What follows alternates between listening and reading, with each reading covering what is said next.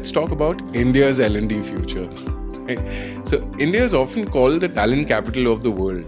Do you still agree with the statement in today's time? Yeah, I agree. I think we do have a lot of upcoming talent. We possibly have the youngest population of the workforce Yes. within the country who are, learning things very quickly, picking up things very quickly, also unfortunately getting bored with things very quickly. So we do. I mean, and we are spread across the world. Technically, people want to agree or not agree. I think we are in each and every country. Almost in each and every country. A lot of global capability centers coming up have a lot of Indian staff who are doing roles over there. So it is true. It is true. So where do you see the biggest capability gaps emerging in India's workforce over the next decade? I think capability gap will not be huge because social media makes you learn a lot of things quickly. Yes. Yeah. The application of those things, is it relevant to me or not, is something that people need to think of.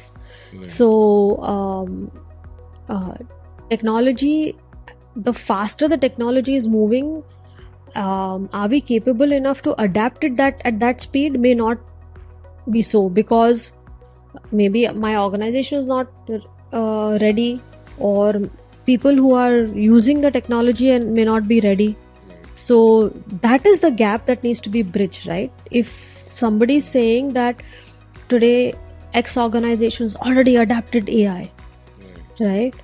We need to bridge that gap. But are we ready to do it? Correct. I think we need to assess that capability first. So the gap is there. The gap is not about learning. I think learning can be picked up. I think the gap is how fast do you want to move to that speed, that level. And I think it's a very individualistic Yes. perspective that one needs to take and keep. What do you think should Indian startups and mid-sized companies be doing today to prepare for the future of skills? I think they're already preparing their businesses in terms of what the future looks like, because they're all consumed with the kind of technology that's coming across. They are already also looking to hire people who already have that skill. Right. But how to sustain those people is something that they need to look at. Correct. Yeah, because they say, right, if you're hiring a perfect candidate, at some point after 2-3 years the person's going to get bored.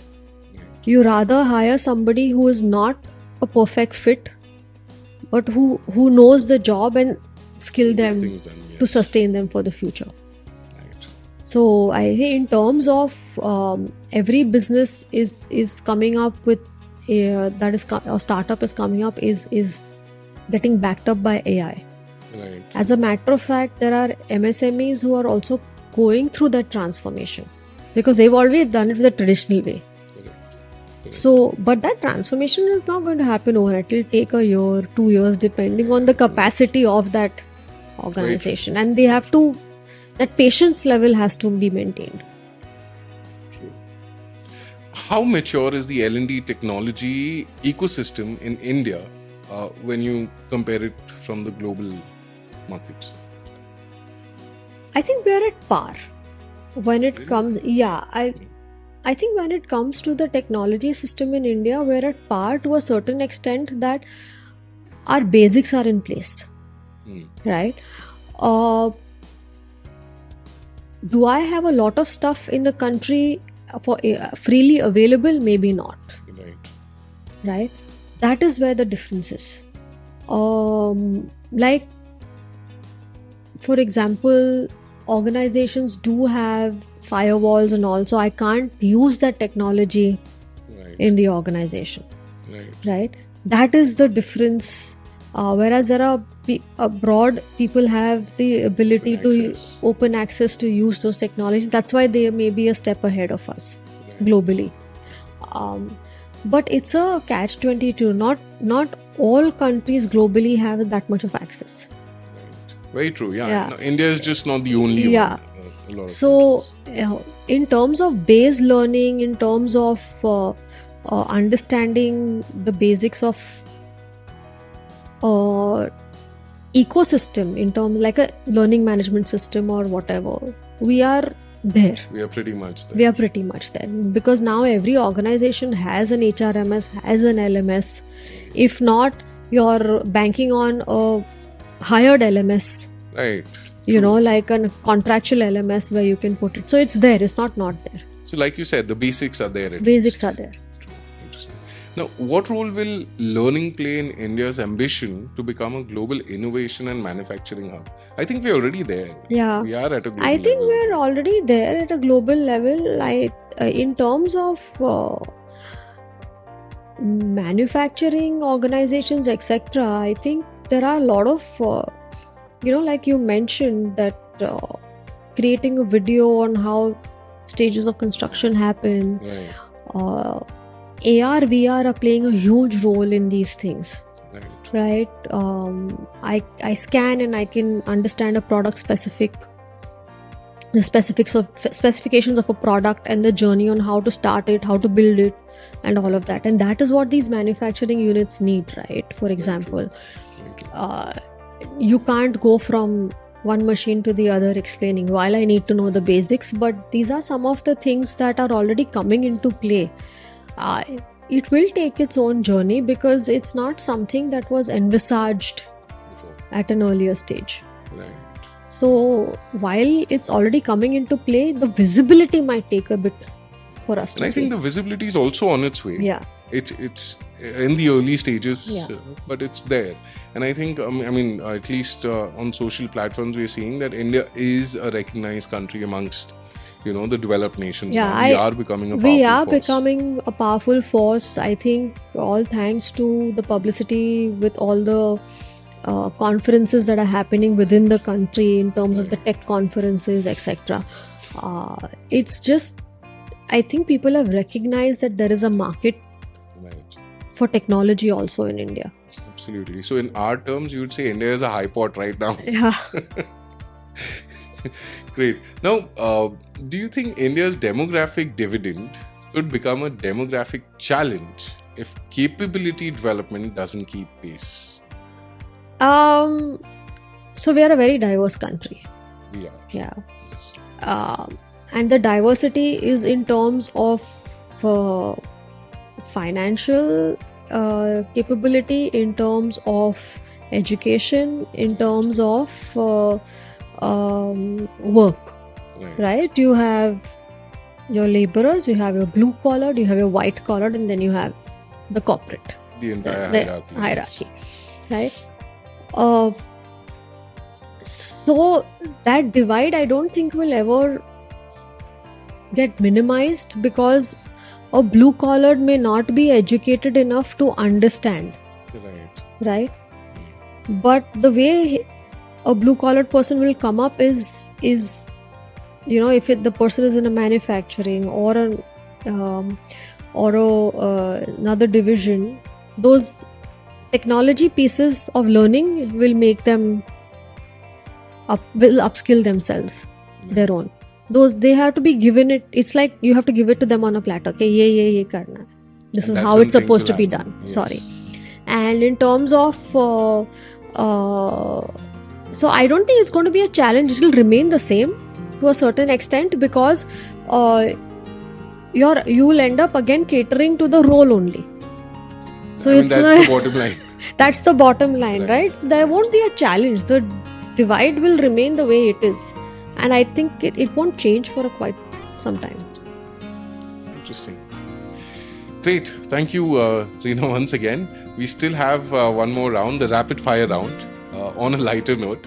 So let's get into that bit. Right? So starting off, tell us about a book that changed your thinking. I am not a reader at all.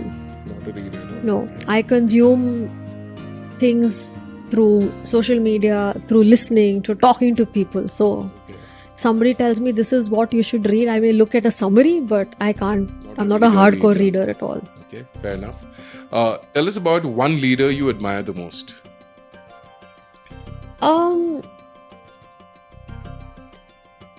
I think in terms of probably the integrity of business and all, it's more on the Ratan Tata piece.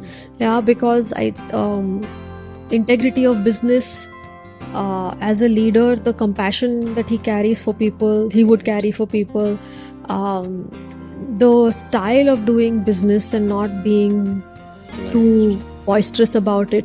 True. So a couple of things that they were true in this. I mean, they are true industrialists. Yeah, and very empowering in terms of getting people to get their work done. Right. True. Okay. Coffee or tea? Tea. Okay. Online learning or classroom learning? Blended. One skill you're currently learning? How to use the AI tools. Okay, my next question is, which AI tool you use the most? Currently, I think I use a lot of ChatGPT for sure. I on Canva, I use a lot of those designing tools that are available. Right. So yeah, slow and steady. Fair enough. One habit that's helped your career? Working on whatever feedback that you've received.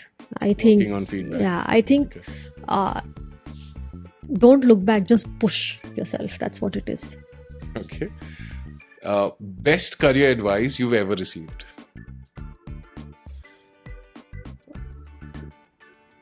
What is done is done. Just move ahead. What is done is done. Move ahead. Very apt. One thing people misunderstand about L&D?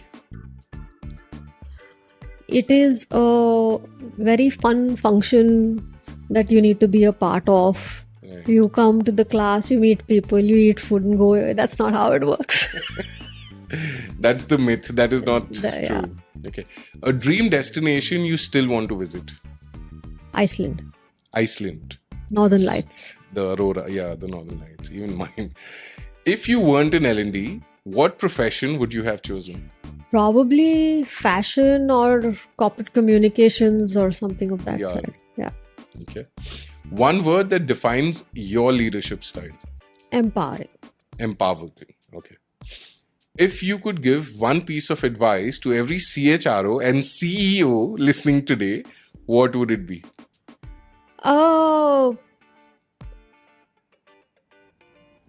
I think CHRO, CMO, I don't know if I am supposed to give an advice, but I think one thing I definitely would like to say is that decide the pace that you want your people to move at. Okay. Business definitely puts goals in front of us, but there is a certain pace that everybody needs to move at individually also. Right. So the cloud of they have to do this, we have to do this is not the way it goes, because the faster we move, the slower we get. Right. So as they say, the new slow is fast. So I think take that time to understand why we're doing what we're doing and tell your people why we're doing what we're doing. Right. The bigger picture helps a lot. Absolutely. Well, thank you so much, Reena. A great, insightful conversation. A lot to learn from me as well. And I'm sure the audience will also learn. And a lot of AI happening in the market. So thank you for breaking it down for us, what really AI means, at least for L&D. And thank you once again. Thank you so much for having me. I think it was a great conversation. I enjoyed it also. Thank you.